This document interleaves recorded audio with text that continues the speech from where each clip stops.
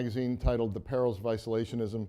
I urge everyone here to read it. Some of my questions are going to be drawn from it, but it is really worth reading in full.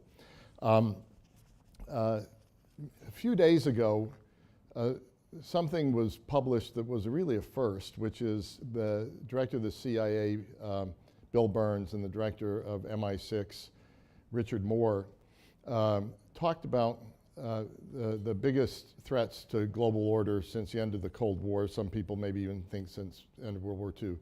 You wrote in your article, the current period is not a Cold War redux, it's more dangerous. So I'd love if you could tell us what do you believe makes it more dangerous? And you search for historic analogs for other periods. Is there one for the period we're going into? Well, first of all, thank you very much. It's great to be with you, and thanks for all the great work that the Atlantic Council does. It's really a preeminent institution in helping America continue its role in the world.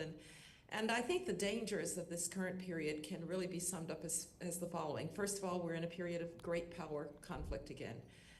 We're in a period in which that conflict between Russia, China, middle powers like Iran is actually territorial in its content.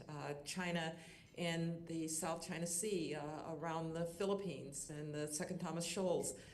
When we look at Russia actually having old-style 19th century invaded a neighbor for imperial ambitions, we're really in a different world. Secondly, we're in a different world because the overarching technologies have us in a kind of technological arms race with authoritarians.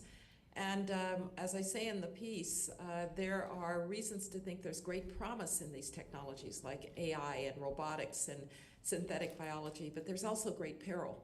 And I would rather that the race be led by democracies where we will debate and have congressional hearings and investigative reporting, as opposed to what authoritarians will do with these transformative technologies.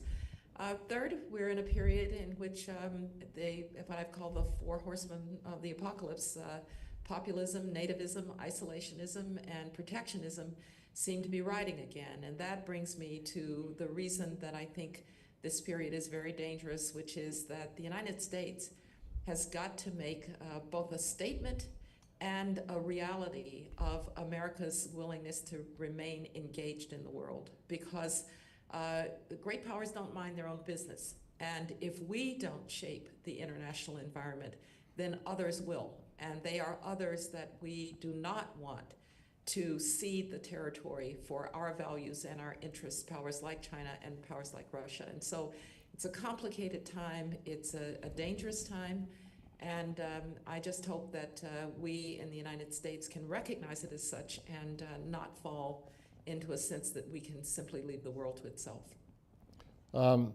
Thank you for that very clear answer. Now, you've